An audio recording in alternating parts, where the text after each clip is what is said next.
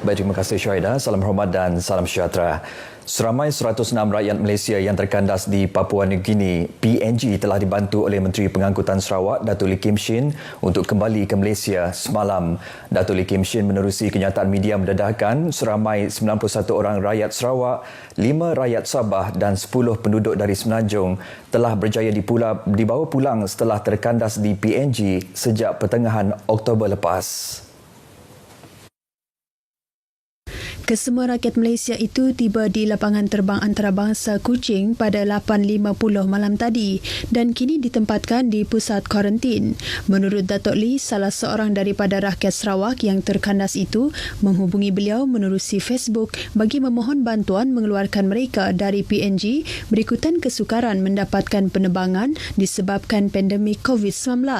Rakyat Malaysia yang terkandas itu bekerja dengan 33 syarikat pelbagai sektor di PNG seperti pembalakan dan kerja pejabat. Namun, hendak kembali ke Malaysia berikutan kebanyakannya telah tamat tempoh pekerjaan. Menurut mangsa, penerbangan dari PNG selalunya transit di Singapura, namun negara tersebut tidak membenarkan transit bagi mengekang penularan COVID-19. Justru, agensi pelancongan PNG telah menyewa penerbangan terus dari lapangan terbang antarabangsa Port Moresby ke Kuching. Namun, penerbangan tersebut ditunda beberapa kali sejak 13 November lepas. Berikutan tiada kebenaran Foreign Aircraft Operator Certificate FAOC dari Lembaga Penerbangan Awam Malaysia CAAM. Ini telah menyebabkan rakyat Malaysia yang terkandas membelanjakan beribu dolar untuk perbelanjaan harian. Datuk Lee memberitahu setelah mengetahui kesukaran rakyat Malaysia berkenaan, beliau telah berhubung dengan Timbalan Menteri Pengangkutan untuk mempercepatkan kelulusan CAAM bagi FAOC untuk penerbangan terus ke Kuching selain mengkoordinasi kemasukan rakyat Malaysia itu dengan Jawatan Kuasa Pengurusan Bencana Negeri JPBN Sarawak. Dalam pada itu, Datuk Lee Kim Shin mendedahkan sebanyak 14,570 kes kemalangan jalan raya direkodkan di Sarawak tahun ini setakat November lepas. Jumlah itu merangkumi kemalangan parah dan maut. Datuk Lee Kim Shin berkata jumlah itu menyaksikan penurunan 25.6% berbanding tahun lepas iaitu sebanyak 19,058 kes. Tambahnya lagi faktor merupakan penyumbang punca terbesar kemalangan berlaku di jalan raya. Kerana punca yang terbesar datangnya daripada pengguna jalan raya, iaitu human factor. Kebanyakannya kerana behavior mereka.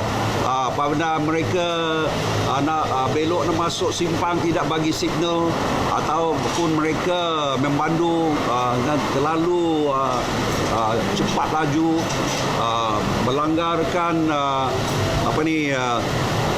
isyarat lalu lintas.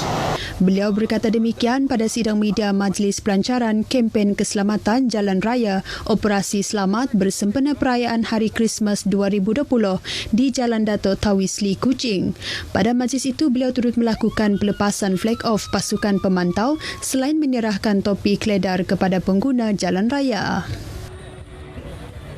Sarawak telah menyalurkan peruntukan berjumlah RM50 juta kepada Kementerian Pembangunan Usahawan dan Perusahaan Kecil dan Sederhana bagi membantu usahawan dan peniaga kecil dan sederhana PKS khususnya ketika pandemik COVID-19.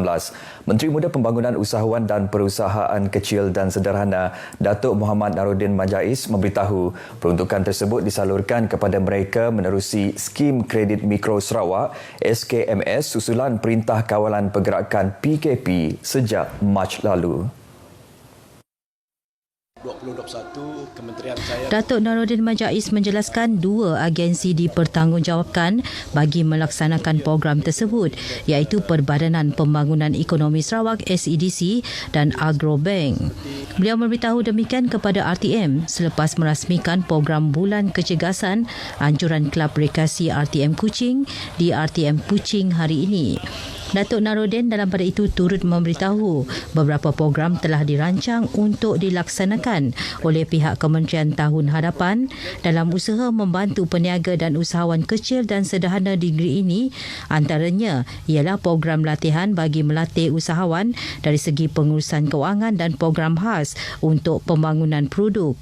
Mengulas lanjut, katanya pihak kementerian juga akan mewujudkan lebih banyak premis usahawan bagi memastikan usahawan mempunyai premis yang sah dan selesa. Untuk itu, beliau menggalakkan semua pihak berkuasa tempatan, PBT dan agensi berkaitan menyediakan premis perniagaan kepada usahawan tersebut sekaligus membolehkan mereka mendapatkan lesen dan bantuan dari pelbagai pihak. Terlalu banyak para usahawan kita masih berjual di tepi jalan, masih berjual di tamu-tamu, masih menyewa kedai-kedai kopi dan sebagainya. Jadi kita ingin menggalakkan para usahawan kita mempunyai ataupun at least menyewa premis yang selesa, premis yang sah, di mana mereka dapat memohon sijil halal dan sebagainya.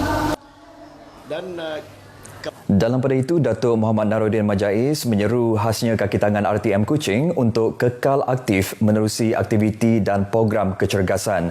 Jelasnya, ia mampu meningkatkan tahap produktiviti meskipun berdepan cabaran pandemik COVID-19.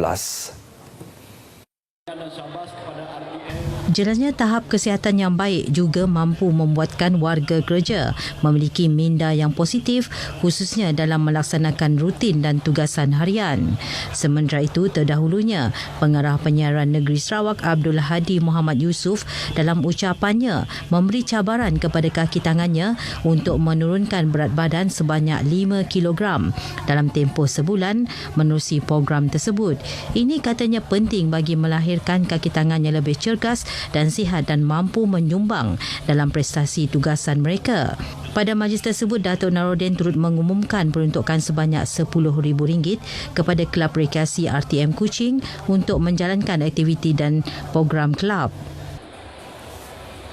Warga kerja Majlis Daerah Subis termasuk ahli majlis diseru untuk terus melaksanakan amanah dan tugas dengan efisien. Menteri Muda Wanita, Keluarga dan Pembangunan Kanak-kanak Datuk Rozi Yunus berkata komitmen ini penting ke arah memajukan daerah Subis. Datuk Rozi Yunus berkata ini juga bagi membolehkan sistem penyampaian dan keperluan rakyat dapat dilaksanakan dengan lebih berkesan. Beliau berkata demikian pada majlis malam penghargaan Kelab Rekreasi dan Kebajikan Kaki Tangan Majlis Daerah Subis di sebuah hotel di Miri.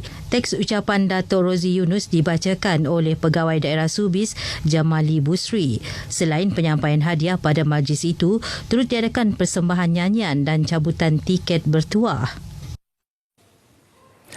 Baik saudara, sekian berita dari Sarawak. Kita kembali bersama Syuhaida di Angkasa Puri. Silakan Syuhaida.